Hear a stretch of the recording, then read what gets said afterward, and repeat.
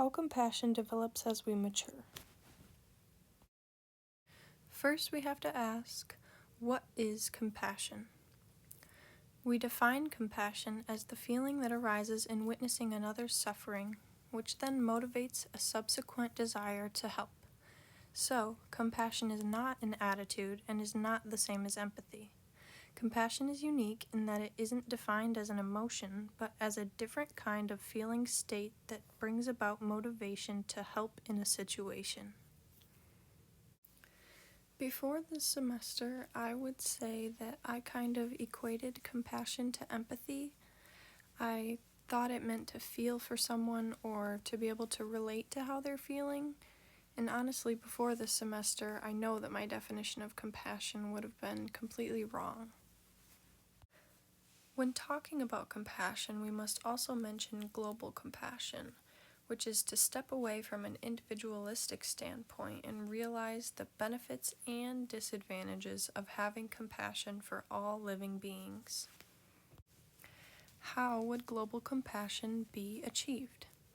Well, in all of my research, the most common answer I have found on how to develop a better sense of compassion is through education.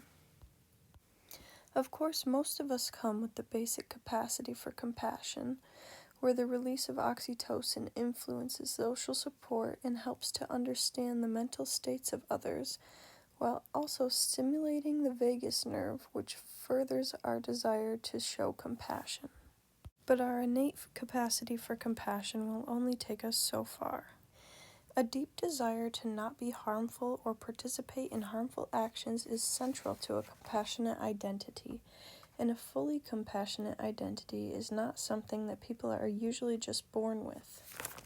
While we are all sharing one human experience, it can be difficult to realize this without education and experience that comes as we mature. As I conducted my 4 interviews throughout the semester, I began to notice a common pattern among my interviewees. This was the reference to a lack of compassion or emotional intelligence when they were younger. I interviewed a wide range of ages, which made the recurrence of this specific answer interesting. Is there a time when you wish you would have shown more compassion but didn't? Probably back in elementary school, if I had to say. People, I don't know, kids can be mean. Mm-hmm. I remember there was a kid named Nate. He'd always get singled out, if we were playing dodgeball or something, he'd be the last one picked. He'd sit alone at lunch and no one ever really talked to him. Mm-hmm. And I'm sure, no one's really happy if they don't get, so everyone could have been more nice to him, and you didn't show him the compassion that he needed. Yeah. Cooper was my youngest interviewee and still referenced to a time when he was younger when asked to consider a time when he wished he would have been more compassionate. One time in high school, there was this girl and she had a bum-legged leg, just one leg, and she would fall a lot in high school. And I wish I would have took the time to offered her help or helped her up when she fell. I don't know, just took a little more time out of my day. Just even if it's 30 seconds, 1 minute, 2 minutes. I wish I would have taken the time and offered her up just a second of my day and show her some compassion. Yeah. And once again, in the second youngest interviewee, we hear an answer from a time when she was younger, when asked to consider a time when she wished she would have shown more compassion. With people with anxiety and stuff, when I was younger, I did not understand that at all. I never had any of those issues. And so I was just thought, well, why can't you just change the way you think or, do something that makes you happy?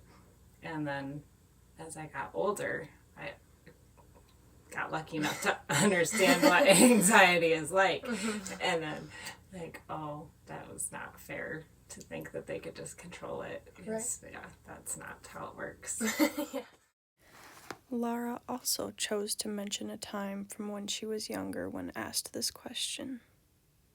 She explained that her lack of compassion at that age was not intentional, but due to a lack of emotional intelligence and the competency to recognize signs of distress. Taking action to help someone requires wisdom, and wisdom comes with experiencing things and learning from them as we grow up. Well, I'm trying to think of myself. I'm sure other people lots of times, but I'm not sure about them. I would say maybe like when I was younger and I didn't know how to ask for something, and I would just think I had to tough it out, or I'd cry or something like that. But when I was really young, I don't think I knew how to ask, or I would be embarrassed, or I would feel like it was my fault, so I shouldn't say anything, kind of thing. So, say that question again, because I'm not sure I answered it right. Yeah, is there a time when you or somebody you know, you wish that you would have been shown compassion, but you weren't? Yeah, I guess that would kind of answer your question. I didn't get the compassion that I was looking for because I didn't really ask for it, and I wish I would have known how to.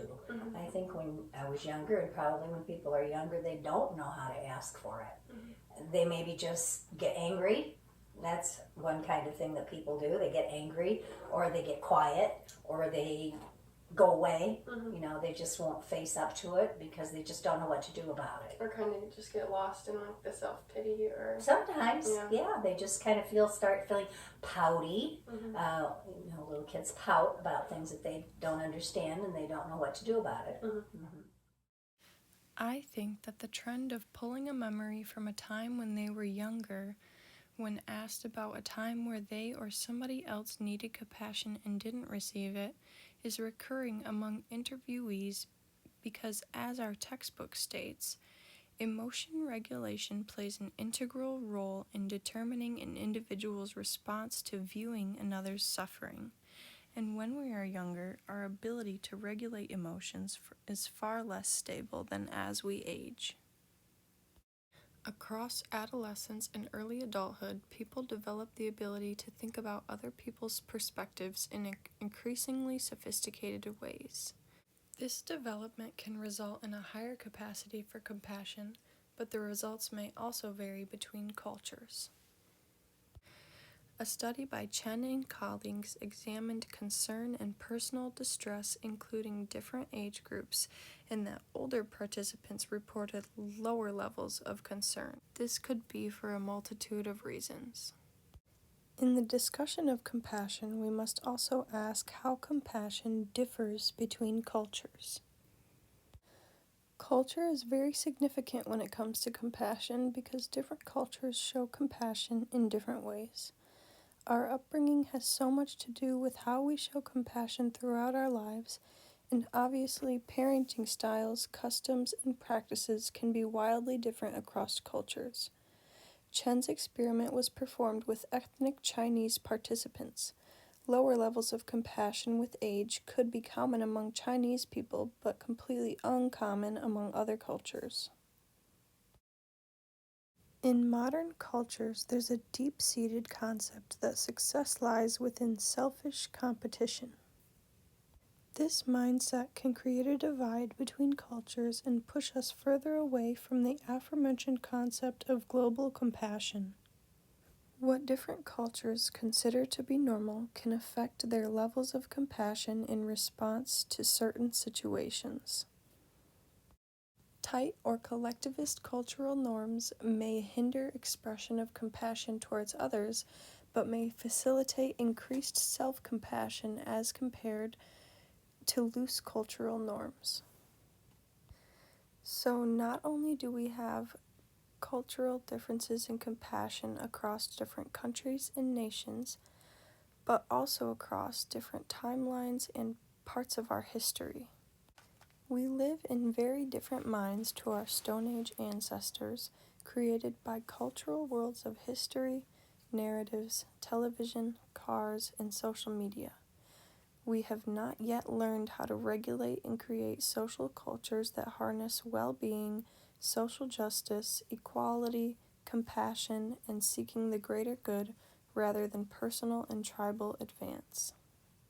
Our inability to extend our compassion globally or to other cultures can be from transference or refusal of compassion brought on by a compassion collapse caused by our limited capabilities to make a difference or the overwhelming feelings that arise when trying to extend compassion to large groups of people. According to Cameron's article, emotion regulation can cause a collapse in compassion, which could be the reason why we've not yet reached the point of global compassion. Cameron's experiments showed that when people were faced with 1 or 8 refugees in need, unskilled emotion regulators did not collapse between 1 and 8 victims, whereas skilled emotion regulators restricted their compassion as the number of refugees increased. Essentially, skilled emotion regulators are protecting themselves from overwhelming feelings of compassion when faced with a large group of people in need. As previously discussed, adults have a stronger ability to regulate their emotions. If our capacity for compassion collapses at the thought of 8 people in need, what does that say about the possibility of global compassion? It all comes back to education. That same article states that to increase compassion, people must learn to overcome their fear of being overwhelmed and be taught strategies for staying with rather than avoiding compassion. So, while it's true that our understanding of compassion develops as we mature, people can further benefit from learning about compassion specifically and realizing the benefits of a compassionate mindset. Avoiding compassion is very common, and before this class, I found myself in this situation many times without even consciously thinking about it. I can honestly say that this class and the knowledge I've gained from it has given me the ability to recognize those patterns and ask myself why I'm feeling as if I can't extend my compassion and address that. There will always be a reason. The key is to realize what's going on with your thought process and handle it accordingly. Before this class, I thought of myself as a pretty self-aware person, but now I've been given even more tools to utilize when analyzing my own thoughts, especially when it comes to compassion and mindfulness. Some people may feel like they've began to show less compassion as they age, and some people may state the opposite. The reality is that in order to obtain a truly compassionate mindset, people must find a way to educate themselves on the topic of compassion, mindfulness, and helping behaviors. Our capacity for compassion grows as we grow, but what good does that do if we're not making an effort to fulfill those capacities? If everyone was able to take this course or a course like it and educate themselves on compassion and the importance of removing themselves from an individualistic mindset, we might someday come close to achieving global compassion.